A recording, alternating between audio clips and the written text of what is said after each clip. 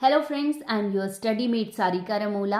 आज हम पढ़ेंगे समकालीन विश्व राजनीति का चैप्टर 7 जो है समकालीन विश्व में सुरक्षा। ये चैप्टर हमने कल कंप्लीट किया था और कॉन्सेप्चुअल हमने कंप्लीट कर दिया था। आज हम इसके क्वेश्चन आंसर करेंगे कि किस प्रकार से इस चैप्टर में क्वेश्चन आंसर पूछे जाते हैं।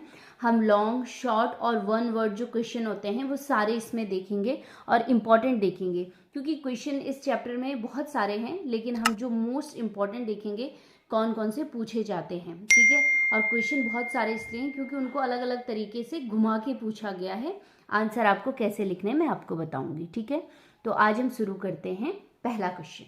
चलिए, पहला क्वेश्चन है कि भारत की सुरक्षा नीति के विभिन्न घटकों यानी हम इसे कहते हैं रणनीतियों का वर्णन कीजिए।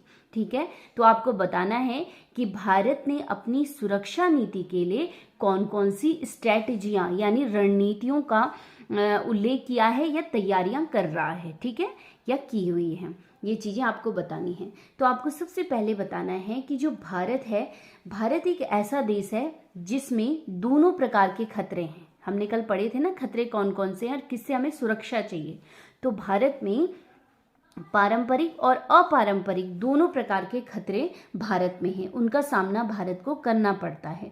इसी के साथ भारत में जो खतरे हैं वो बाहरी और आंतरिक दोनों प्रकार के खतरे हैं, यानी हमें सीमा के बाहर भी खतरे हैं, सीमा पर भी और सीमा के अंदर भी। ठीक है, अपने देश में भी खतरे हैं आंतरिक रूप से भी। तो इन दोनों खतरों से निपटने के लिए भारत ने अपनी 4 स्ट्रेटेजी, 4 घटक अपनाए हैं। ठीक है, पहला क्या है हमारा देश का कि हमें अपने देश की सुरक्षा को कैसे रखना है। ठीक है, इसके घटक कौन से हैं? तो पहला घटक है कि सैन्य क्षमता को मजबूत करना।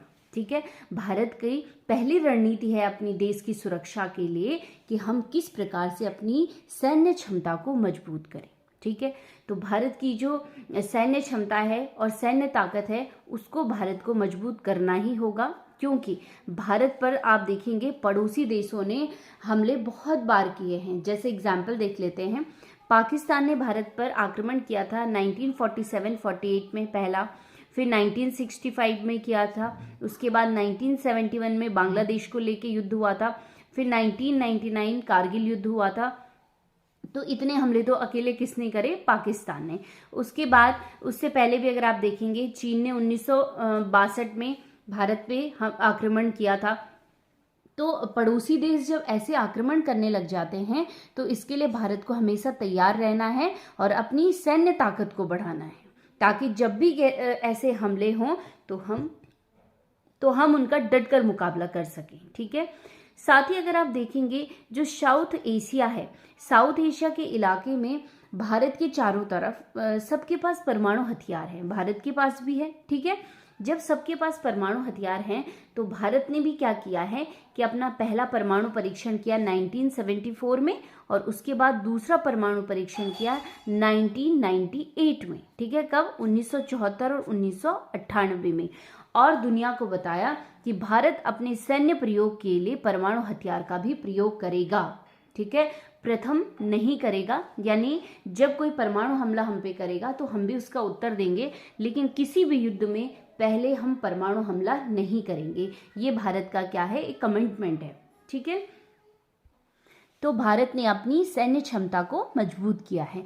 दूसरी स्ट्रेटेजी या दूसरी रणनीति है भारत की कि भारत को अपने सुरक्षा हितों को बचाने के लिए अंतर्राष्ट्रीय नियमों व संस्थाओं को मजबूत करना है। ठीक है, आपको याद होगा पिछले चैप्टर में भी हमने देखा है कि भारत ने हमेशा जितने भी अंतर्राष्ट्रीय नियम हैं और अंतर्राष्ट्रीय संस्थाएं, संगठन हैं, उनको मजबूत करने और उनकी स्थापना में हमेशा सहयोग किया है।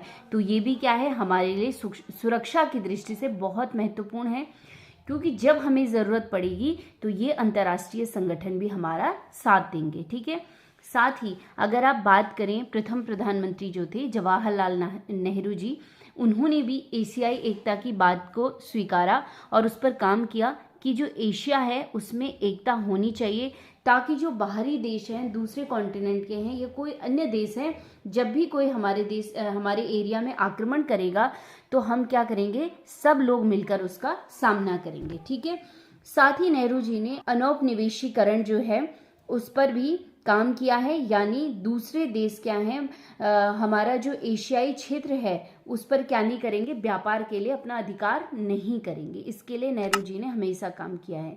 साथ ही उन्होंने निशस्त्रीकरण के प्रयासों के लिए भी समर्थन किया है। निशस्त्रीकरण का मतलब है, नेक्स्ट क्वेश्चन में हम देखेंगे, लेकिन थोड़ा सा मैं आपको बता देती हूँ। निशस्त्रीकरण का मतलब है कि जो विश्व में घातक हथियार हैं, जैसे परमाणु हथियार हो गया और जो केमिकल वेपन्स होते हैं, इन सबको समाप्त करना, पहले इन पे कंट्रोल करना और धीरे धीरे इनका उन्मूलन कर देना है पूरे विश्व से। ये है निशस्त्रीकरण। तो इसमें भारत ने हमेशा समर्थन किया है। साथ ही भारत ने नव अंतर्राष्ट्रीय आर्थिक व्यवस्था की मांग उठाई है। 1974 से माना जाता है कि पूरे विश्व में नव अंतर्राष्ट्रीय आर्थिक व्यवस्था स्टार्ट हुई है और भारत ने इसका पूरा सहयोग किया है। क्योंकि इससे पहले जितने भी अंतर्राष्ट्रीय आर्थिक नियम या व्यापार के नियम बनते थे वो विकसित देशों के हिसाब से बनते थे। इसके बाद भारत ने कहा कि ऐसे नियम बनने चाहिए जो कि विकासशील देशों के लिए भी उपयुक्त हों। ठीक है। साथ ही अगर आप देखेंगे, जो ग्लोबल वार्मिंग है, ग्रीन हाउस गैसों के उत्सर्जन को कम करने के लिए जो 1997 में क्योटो प्रोटोकॉल हुआ था, उस पर भी भारत ने हस्ताक्षर किए और भारत ने बताया कि हमेशा अंतर्राष्ट्रीय मुद्दों में भारत सहयोग करेगा। ठीक है, उसका समर्थन करेगा। तीसरी स्ट्रेटजी है भारत की कि जो भारत है वो अपनी अंदरूनी सुरक्षा जो समस्याएं हैं उनसे निपटने के लिए हमेशा तैयार रहेगा। ठीक है, जो हमारी इंटरनल सिक्योरिटी है और उससे रिलेटेड जो प्रॉब्लम है उनके प्रॉब्लम को हम खुद ही सॉल्व करेंगे। ठीक है, ये हमारा क्या है, आंतरिक मामला है।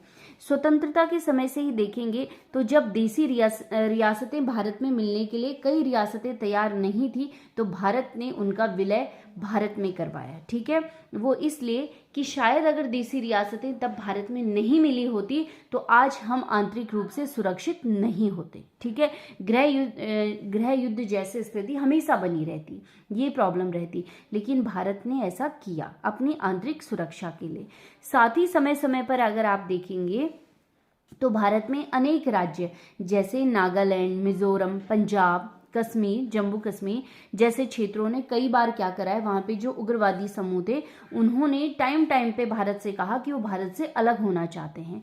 तो हमने अपनी आंतरिक सुरक्षा को ध्यान में रखते हुए इन सब विद्रोहों को दबाया है कि ऐसा नहीं होगा, क्योंकि इससे क्या होगी, भारत की आंतरिक सुरक्षा प्रभावित होगी। और भारत एक लोकतांत्रिक देश है, तो उसने हमेशा लोगों को और लोगों के जन समूह को अपनी बात रखने का मौका दिया। ठीक है, और हमेशा भारत ने अपनी राष्ट्रीय एकता को मजबूत किया है। तो ये आपको तीसरी स्ट्रेटेजी भारत की बतानी है कि कौन सी है।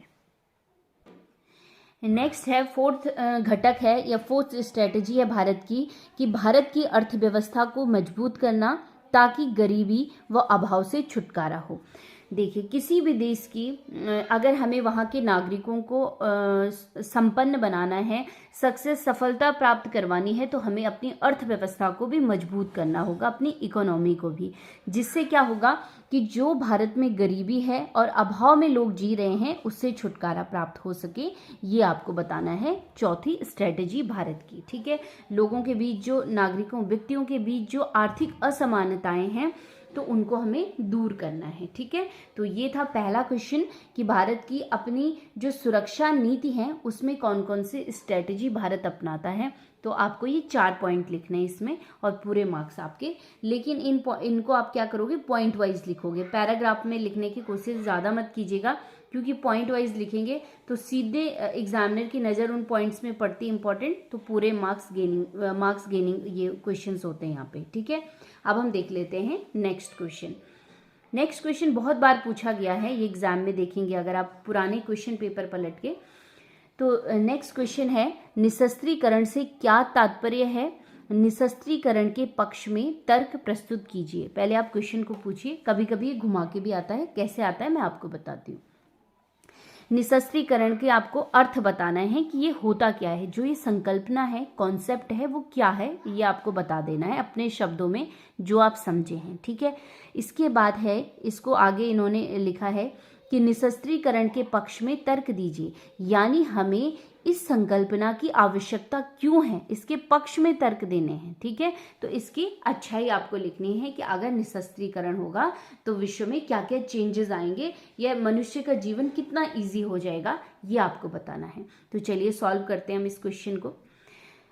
पहले आपको बताना है कि जो निशस्त्रीकरण क्या है। देखिए, निशस्त्रीकरण को आप साधारण शब्दों में लिखिएगा कि जो घातक अस्त्र शस्त्र यानी जो खतरनाक हथियार हैं, इसका मतलब है परमाणु हथियारों से इसका मतलब है। ठीक है, परमाणु हथियार जो केमिकल हथियार हैं, इनसे रिलेटेड हम बात कर रहे हैं। ठीक है, तो घातक अस्त्र शस्त्रों के प्रयोग और उनकी प्रकृति से उत्पन्न खतरों को कम करना ही क्या है, निशस्त्रीकरण है। ठीक है, और हम अगर ये कहें कि हम एक बार में ही पूरे परमाणु बम और जो केमिकल वेपन्स बने हैं उनको समाप्त कर देंगे, तो ये भी क्या है, देशों का आपस में धोखा है, क्योंकि ऐसा हो नहीं सकता है। धीरे धीरे इनको कम करना पड़ेगा, एक साथ ही कम नहीं होंगे। ठीक है, तो क्या है कि हथियारों को, जो खतरनाक हथियार हैं, उनको कम करना है। इसके अंतर्गत, निशस्त्रीकरण के अंतर्गत ये सब चीजें आती हैं। कौन कौन सी?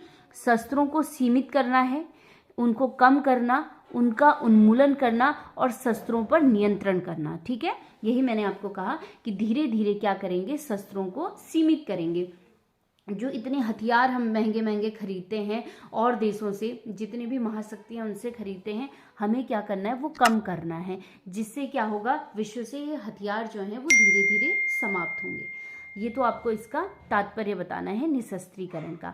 अब हमें इसके पक्ष में तर्क देने हैं कि निशस्त्रीकरण की आवश्यकता आखिर हमें क्यों है। ठीक है, तो पहली हेडिंग आप लिखेंगे कि जो शस्त्रीकरण होता है वो मानव जाति के लिए सर्वनाश का प्रतीक होता है। अब शस्त्रीकरण क्या है? शस्त्रीकरण का मतलब है जब किसी के पास हथियार होते हैं, शस्त्र होते हैं, ऐसे वेपन्स होते हैं जिनसे वो युद्ध लड़ सके। ठीक है, और खासकर कैसे हथियार? परमाणु हथियार। तो इस शस्त्रीकरण में अगर नी शब्द लग जाता है तो यानी हमें ये शस्त्र नहीं चाहिए। न से यहाँ पे मैं इजी वे में बता रही हूँ, तो नी लग जाएगा तो क्या होगा, निशस्त्रीकरण। तो अभी मैंने आपको कहा पहली हेडिंग क्या डालेंगे कि शस्त्रीकरण मानव जाति के सर्वनाश का प्रतीक है। अब वो कैसे आप बताएंगे उसको? देखिए, आप देखेंगे जो परमाणु हथियार हैं उनके निर्माण से मानव जाति को जीवन मृत्यु के कगार पर लाकर खड़ा कर देता है। ठीक है, अगर आप देखेंगे जो प्रथम विश्व युद्ध हुआ था उसमें परमाणु हथियार का प्रयोग नहीं किया गया था। जब द्वितीय विश्व युद्ध हुआ तो जो परमाणु हथियार का प्रयोग किया गया, उसी के बाद तो क्या हुआ, विश्व युद्ध समाप्त हुआ।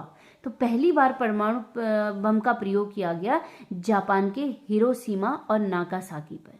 ठीक है, ये दो शहर हैं जापान के जहां पर परमाणु बम का प्रयोग किया गया, और किसके द्वारा? अमेरिका के द्वारा किया गया, द्वितीय विश्व युद्ध के दौरान किया गया।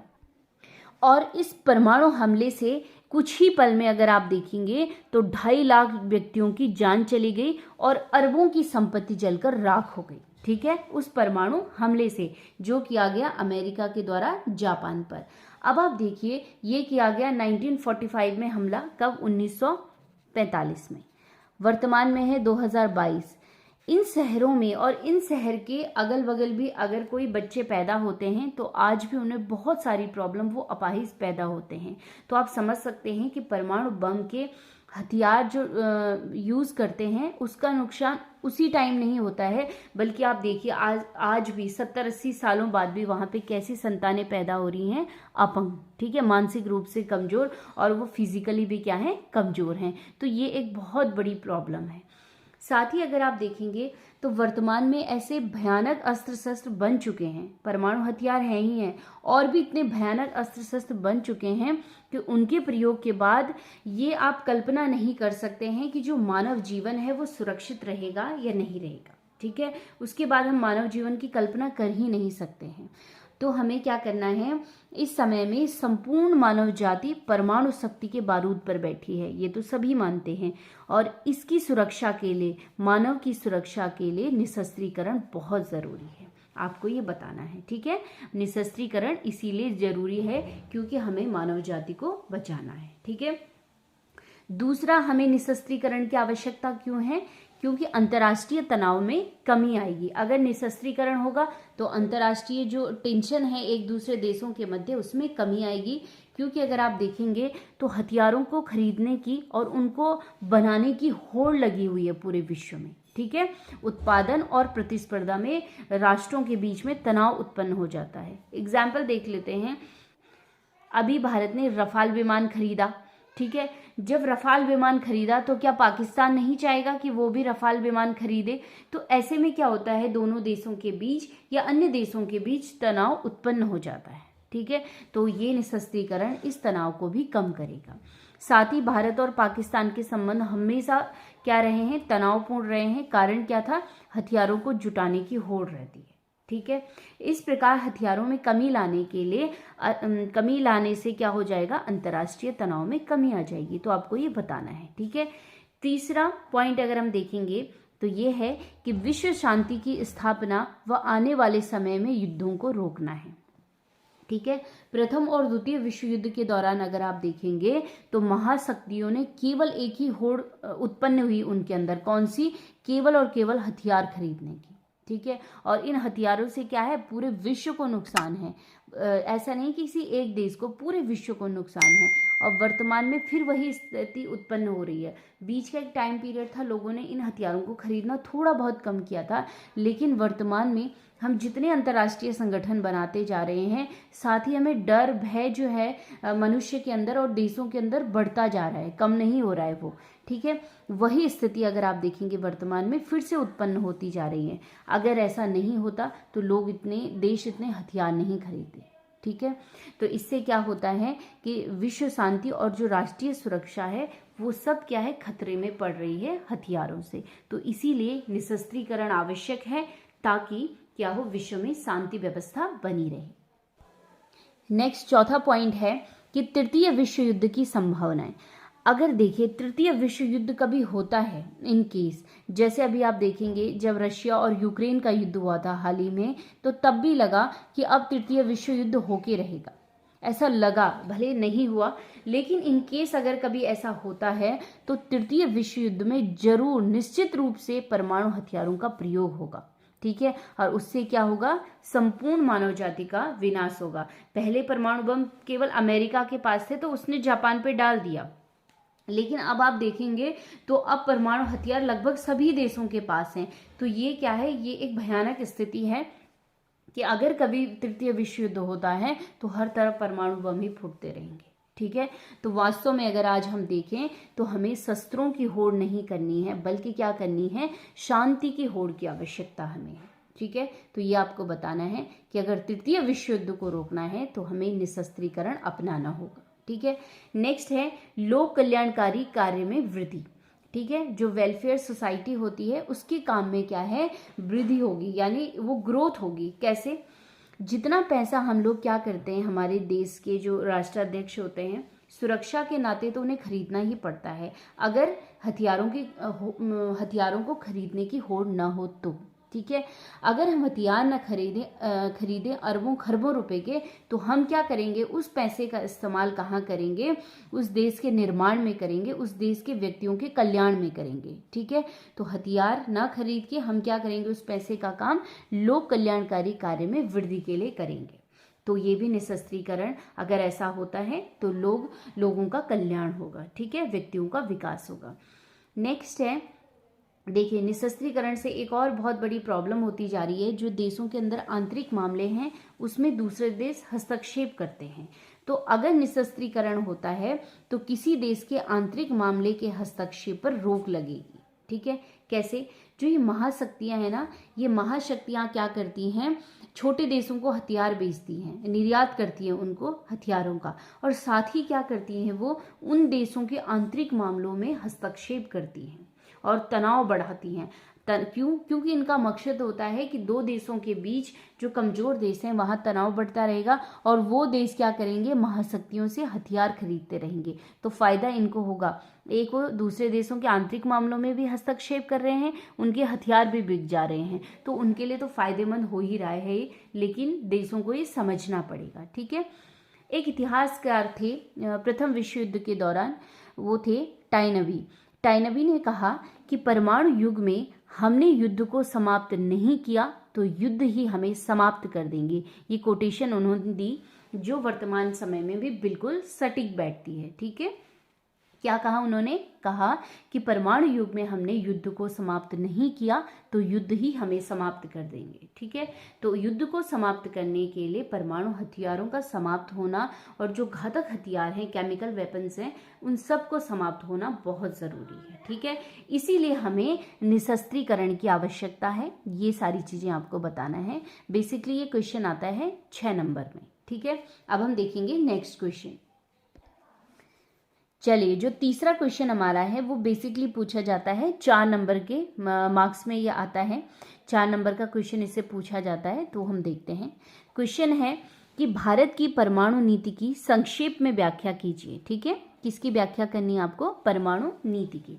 तो देखिए, भारत के पास परमाणु हथियार हैं, ये आप जानते हैं। मैंने बताया था आपको कल भी जैसे कि भारत ने अपना पहला परमाणु परीक्षण 1974 में और दूसरा 1998 में किया था। तो भारत भी परमाणु संपन्न देश है। ठीक है, लेकिन अगर आप विश्व में देखेंगे तो जो बड़ी महाशक्तियां हैं उन्होंने क्या किया है? कुछ संधियां की हैं, ट्रीटी की हैं, ऐसी संधियां की हैं जिससे कि जो नए देश हैं, जैसे भारत है जो बाद में आज़ाद हुए थे द्वितीय विश्व युद्ध के बाद, उन देशों में क्या कि वो लोग परमाणु हथियार न खरीद पाएं, इसलिए उन्होंने बहुत सारी संधियां की हैं और भारत ने उनका हमेशा विरोध किया है। भारत ने कहा है कि जितनी भी संधियां होंगी वो पक्षपातपूर्ण नहीं होंगी। ठीक है, पक्षपात नहीं होगा उन संधियों में। अगर साइन करेंगे तो सब करेंगे, कोई एक देश पर्टिकुलर देश नहीं करेगा। और भारत अगर साइन करेगा तो लॉजिकली करेगा। ठीक है, देख लेते हैं हम।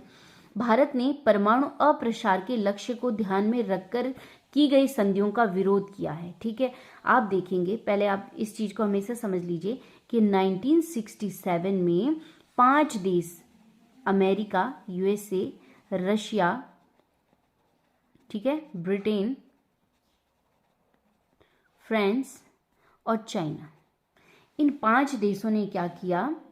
अमेरिका, रूस, ब्रिटेन, फ्रांस और चाइना, इन लोगों ने 1967 में क्या कर दिया? परमाणु परीक्षण कर लिए। अब इन्होंने चालाकी क्या की? इन्होंने कहा जिन लोगों ने 1967 से पहले परमाणु परीक्षण कर दिए हैं उनके वो तो परमाणु शक्ति संपन्न देश होंगे। ठीक है, इनके पास तो परमाणु हथियार रहेगा ही रहेगा। उसके बाद उन्होंने एक संधि निकाली, एनपीटी, जिसे बोलते हैं परमाणु अप्रसार संधि। ठीक है, और कब निकाली? 1968 में। देख रहे हैं आप, 1 साल बाद। इन्होंने कहा कि अब पूरे विश्व में कोई भी लोग क्या करेंगे? अपने परमाणु हथियार को प्रसारित नहीं करेंगे, इधर उधर नहीं फैलाएंगे, और इसमें सब देशों को क्या करने पड़ेंगे? साइन करने पड़ेंगे, हस्ताक्षर करने पड़ेंगे।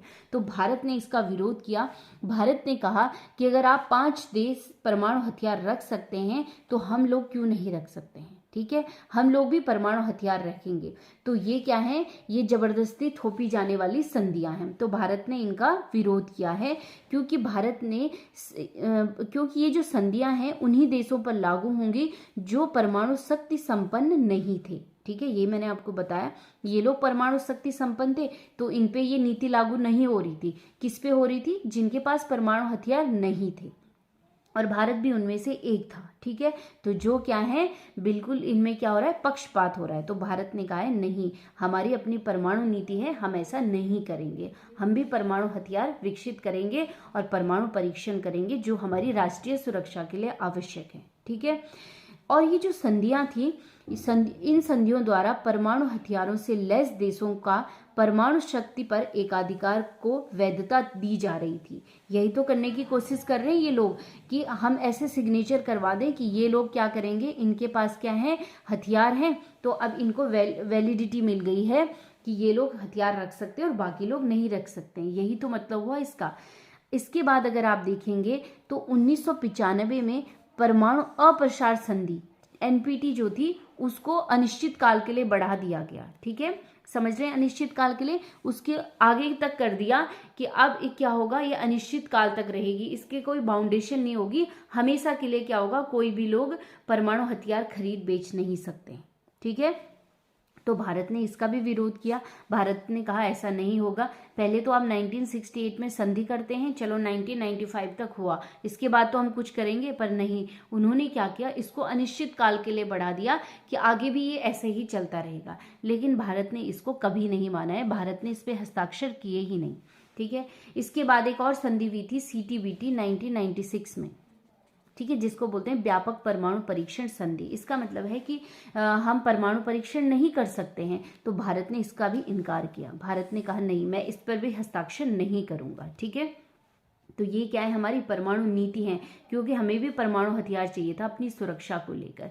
तो अंतर्राष्ट्रीय स्तर पर जो ये संधियां हुई हैं परमाणु अप्रसार से संबंधित, परमाणु परीक्षण से संबंधित, भारत ने उन पर हस्ताक्षर नहीं किया है। ठीक है, इसके साथ ही भारत ने इन सबको एक साइड रखते हुए क्या कहा कि भारत ने अपना पहला परमाणु परीक्षण 1974 में किया और दूसरा परमाणु परीक्षण 1998 में किया। ठीक है, और इस परमाणु परीक्षण से भारत ने जताया पूरे विश्व को कि उसके पास सैन्य उद्देश्यों के लिए अणुशक्ति को इस्तेमाल लाने की क्षमता है। ठीक है, इसके लिए उसको किसी देश की परमिशन की आवश्यकता नहीं है। भारत के पास अपना परमाणु हथियार है, और कोई अगर भारत पे हमला करता है तो भारत भी क्या करेगा, उसका जवाब देगा। ठीक है, भारत ने दूसरे परमाणु परीक्षण के बाद ये बात साबित कर दी। अब जो बड़ी बड़ी महाशक्तियां हैं, ठीक है, उन्होंने क्या किया, भारत के जो द्वितीय परमाणु परीक्षण हुआ था उसका विरोध किया था। अंतर्राष्ट्रीय स्तर पर कई देशों ने इस परीक्षण को लेकर बहुत नाराजगी जताई और भारत पर कई प्रतिबंध भी लगाए, जो बाद में उन्होंने हटा दिए थे। ठीक है, और इसका कारण यही होता है कि भारत एक बहुत बड़ा मार्केट है, भारत पर अगर रेस्ट्रिक्शन लगते भी हैं तो भारत भी फिर वैसी स्ट्रेटेजी अपनाएगा। ठीक है, क्योंकि बहुत सारे देश अपना सामान भारत में बेचते हैं। हमारी पॉपुलेशन को आप देख लीजिए, तो ज़्यादा दिन तक ये प्रतिबंध भारत पर नहीं लगा सकते हैं। ठीक है, और भारत ने ये बात हमेशा साफ साफ बताई है कि भारत अपनी रक्षा के लिए परमाणु हथियार रखेगा। ठीक है, पूरे विश्व को बता रखा है जो महाशक्तियां इन संधियों को करती हैं कि भारत अपनी रक्षा के लिए परमाणु हथियार बिल्कुल रखेगा, लेकिन इन हथियारों का प्रयोग पहले नहीं करेगा। ठीक है, भारत का ये जो कमिटमेंट है, भारत उसको हमेशा फॉलो करेगा और करता आया है कि भारत परमाणु हथियार का प्रयोग पहले नहीं करेगा। इसका मतलब क्या हुआ कि अगर भारत और पाकिस्तान में एग्जाम्पल दे रही हूँ, कोई भी देश है परमाणु संपन्न जो भी देश है या उनके पास परमाणु हथियार ना भी हो, अगर भारत का युद्ध किसी और देश के साथ होता है और भारत कभी भी परमाणु हथियार का प्रयोग नहीं करेगा पहले। अगर सपोज दैट भारत और पाकिस्तान का युद्ध हो रहा है और पाकिस्तान ने क्या करा कि भारत पे परमाणु हमला कर दिया, तो भारत अब चुप नहीं बैठेगा, भारत भी क्या करेगा, उसका जवाब परमाणु हथियार से ही देगा, लेकिन भारत खुद पहले ये काम नहीं करेगा। इसका मतलब ये हुआ। ठीक है, तो भारत चाहता है हमेशा से कि ऐसा निशस्त्रीकरण पूरे विश्व में हो जिससे क्या हो, पक्षपात ना हो और पूरे विश्व को हम हथियारों से मुक्त करें। ठीक है, भारत कहता है कि निशस्त्रीकरण होना चाहिए, लेकिन उसमें वो महाशक्तियां भी शामिल होनी चाहिए जो संधियों के माध्यम से और देशों पे अपने आदेश थोपती हैं, उनसे भी हमें शस्त्र समाप्त करने हैं, तभी भारत इन सब में क्या करेगा, हस्ताक्षर करेगा। ठीक है, तो ये क्वेश्चन था। ये भारत की परमाणु नीतियां हैं जो भारत ने साफ कर रखी हैं कि हम परमाणु हथियार रखेंगे अपनी देश की सुरक्षा के लिए। ठीक है, तो ये आपको बताना है। 4 नंबर में क्वेश्चन आता है। नेक्स्ट क्वेश्चन देख लेते हैं। बेसिकली 2 नंबर में आता है, ये बहुत कम रेयर चांस है कि 4 नंबर में आ जाए। 4 नंबर में आएगा तो आपको बताना है, क्योंकि हमने कल पूरा चैप्टर पढ़ भी लिया है, तो कुछ आप समझे होंगे तो आपको अपने हिसाब से बताना है वो। ठीक है, चलिए नेक्स्ट क्वेश्चन है, भारत की सुरक्षा तैयारी की प्रमुख बातें लिखिए। ठीक है, भारत ने कौन कौन सी सुरक्षा की तैयारियां की हैं उनके बारे में आपको बताना है। तो इसको पॉइंट वाइज लिखेंगे, 4-5 पॉइंट इसमें करना है। 2 नंबर में बेसिकली क्वेश्चन आता है। भारत ने राष्ट्रीय सुरक्षा की भावना का विकास किया है। राष्ट्रीय सुरक्षा की भावना का विकास करना भी क्या है, अपनी सुरक्षा को बढ़ाना ही होता है। ठीक है, नेक्स्ट है, रक्षा उत्पादन में आत्मनिर्भरता पर बल दिया है। बिल्कुल, भारत जरूरी नहीं है कि जो हम दूसरे देशों से हथियार खरीदे हैं हम उसी के हिसाब से आत्मनिर्भर हैं। नहीं, हमने खुद भी अपनी जो सेना है उसमें अपने हिसाब से भी हम आत्मनिर्भर हुए हैं। अपनी हमारी खुद की तकनीक है, खुद का हमने पैसा लगा रखा है तो हम आत्मनिर्भर हैं उसमें। ठीक है, नेक्स्ट है सैन्य विकास व सेना का आधुनिकरण किया है। बिल्कुल, हमने हमेशा अपनी सेना को बढ़ाते रहे हैं, उसमें आधुनिकरण, नए नए हथियार उसको देते रहे हैं, अपग्रेड उसे करते रहते हैं।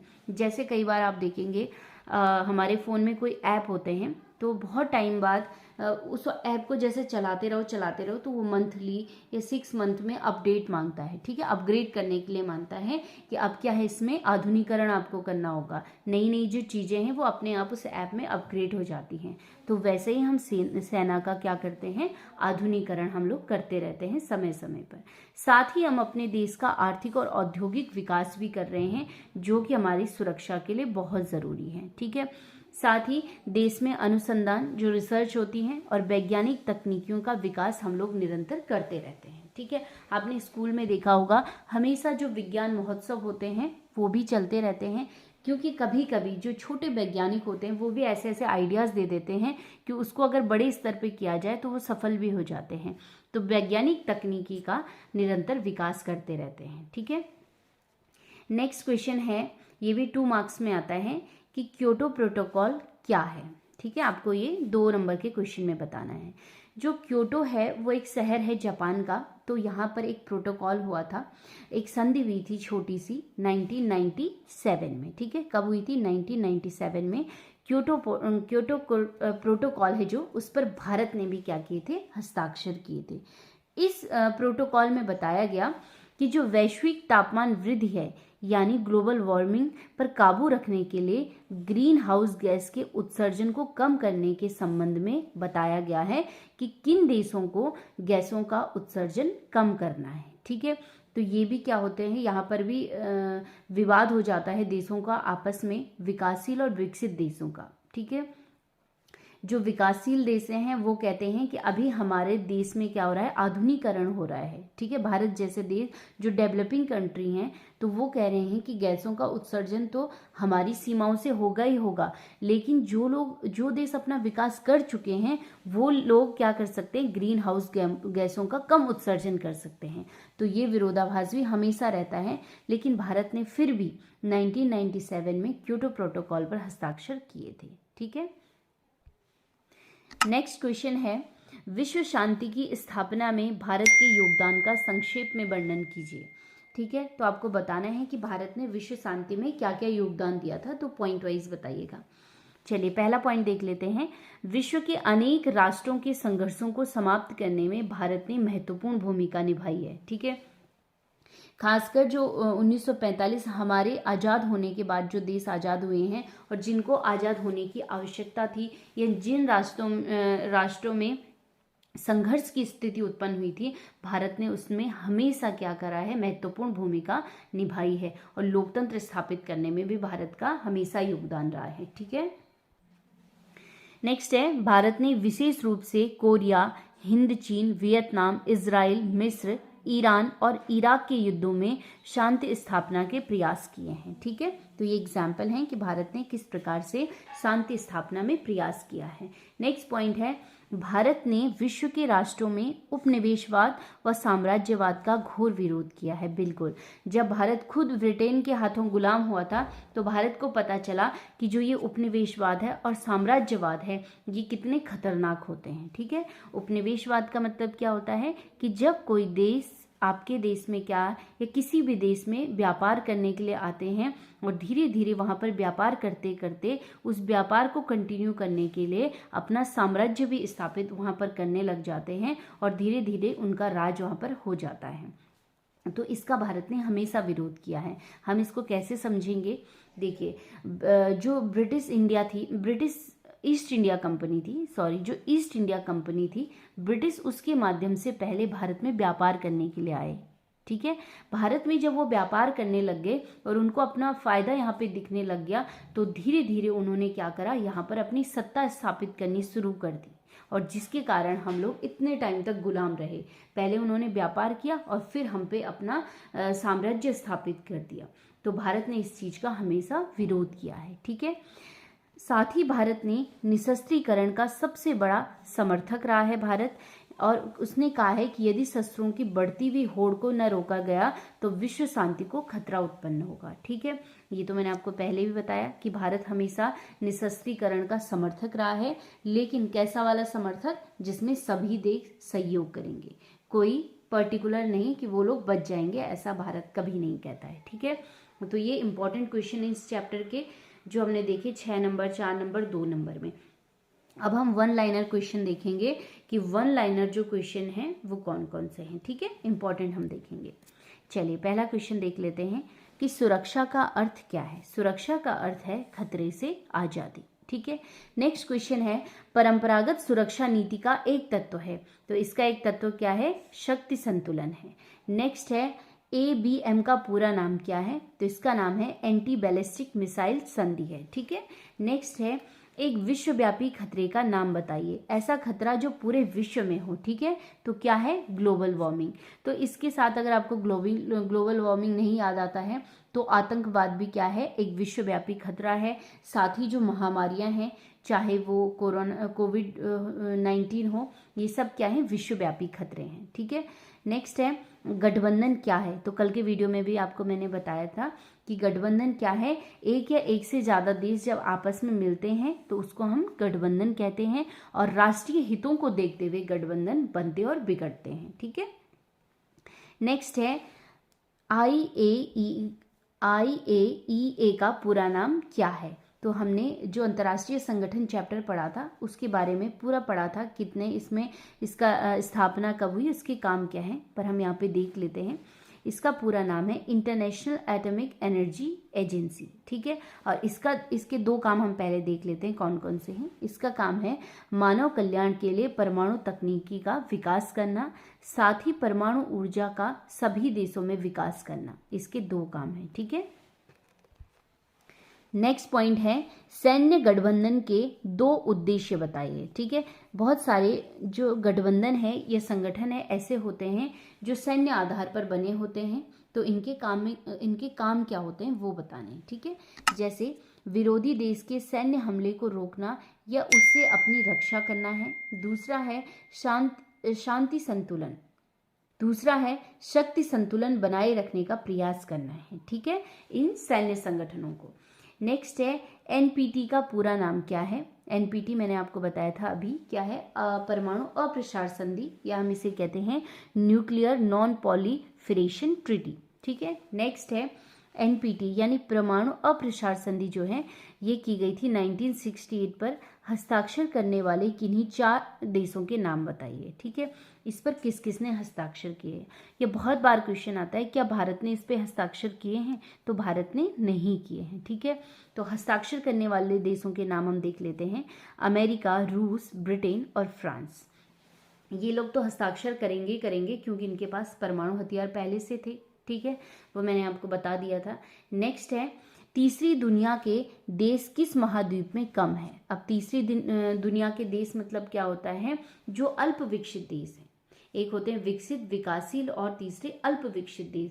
तो किस महाद्वीप, किस कॉन्टिनेंट में ऐसे देश सबसे कम है, तो वो है नॉर्थ अमेरिका। जो उत्तरी अमेरिका कॉन्टिनेंट है, महाद्वीप है, यहाँ पर तीसरी दुनिया के देश बहुत कम है, क्योंकि यहाँ पे कौन से देश हैं, पहली दुनिया के देश हैं। हमने चैप्टर 1 में देखा था ये वाला कॉन्सेप्ट, पहली दुनिया, दूसरी दुनिया और तीसरी दुनिया। ठीक है, चलिए नेक्स्ट है CTBT पर हस्ताक्षर करने की शुरुआत किस वर्ष हुई थी, तो 1996 में ये हुआ था, ये जो संधि थी, और इसके बाद इस पर क्या हुआ, हस्ताक्षर करने भी उसी साल से स्टार्ट कर दिए गए थे। नेक्स्ट क्वेश्चन है सुरक्षा की पारंपरिक अवधारणा संबंधित है, तो जो सुरक्षा की पारंपरिक अवधारणा है वो राष्ट्रीय सुरक्षा से संबंधित है, जिसमें 2 चीजें आती हैं, बाह्य सुरक्षा और आंतरिक सुरक्षा। ठीक है, नेक्स्ट क्वेश्चन है भारत ने कब परमाणु परीक्षण किए हैं, तो भारत ने 1974 और 1998 में परमाणु परीक्षण किए हैं। ठीक है, अब कुछ शब्दावली हैं, हम उन्हें देख लेते हैं। जैसे अस्त्र नियंत्रण, अस्त्र नियंत्रण क्या होता है, तो हथियारों के निर्माण व उसको हासिल करने पर रोक लगाना ही क्या होता है, अस्त्र नियंत्रण है। ठीक है, नेक्स्ट है निशस्त्रीकरण। अब निशस्त्रीकरण क्या है, आपको एक लाइन में बताना है कुछ खास हथियारों के इस्तेमाल से परहेज। और खास हथियार कौन से हैं? वो घातक हथियार, परमाणु हथियार भी आप लिख सकते हैं इसे, कि परमाणु हथियारों के इस्तेमाल से परहेज करना है। ठीक है। नेक्स्ट है विश्वास बहाली के उपाय। आपको पूछा जाएगा कि विश्वास बहाली क्या है या इसके उपाय क्या हैं। विश्वास बहाली में आपको बताना है कि राष्ट्रों के बीच सुरक्षा मामलों पर सूचनाओं के आदान प्रदान को नियमित प्रक्रिया उनकी पूर्ण करना है। यानी बहुत सारे देश ऐसे होते हैं कि जो उनको दूसरे की सुरक्षा के बारे में कुछ पता चलता है तो उनको दूसरे देशों को सूचना देनी पड़ेगी, ऐसा नहीं कि वो छुपा के रख दें। सपोज दैट कि पाकिस्तान भारत पर हमला करने वाला है, चाइना को ये चीज़ पता है, लेकिन चाइना क्या करता है, वो सूचनाएं भारत को नहीं देता है। तो ये क्या है? गलत है ये। ठीक है। हमें क्या करना है, अगर पूरे विश्व को एक दूसरे देशों पर विश्वास करना सीखना होगा तो हमें सूचना से संबंधित जो सुरक्षा से संबंधित जो सूचनाएं हैं उनको एक दूसरे देश को देना पड़ेगा। ठीक है। इससे क्या होगी? पूरे विश्व में आपस में विश्वास उत्पन्न होगा। तो फ्रेंड्स, ये थे हमारे 7th चैप्टर के सारे क्वेश्चन आंसर जो बहुत इंपॉर्टेंट है, और इम्पॉर्टेंट ही मैंने इसमें डिस्कस किए हैं। तो आप इन सबको स्क्रीनशॉट लीजिए, ये वीडियो को पॉज करके देखिए। लेकिन आप इस वीडियो को पूरा देखिएगा, तब आपको ये पूरा समझ में आ जाएगा। और अगर आपने इसका जो कॉन्सेप्चुअल वीडियो है, सैद्धांतिक वीडियो है जो मैंने कल बनाया था टॉपिक का, वो अगर आपने नहीं देखा है तो आप प्लेलिस्ट में जाके देख सकते हैं। मिलते हैं हम नेक्स्ट वीडियो में, तब तक के लिए धन्यवाद।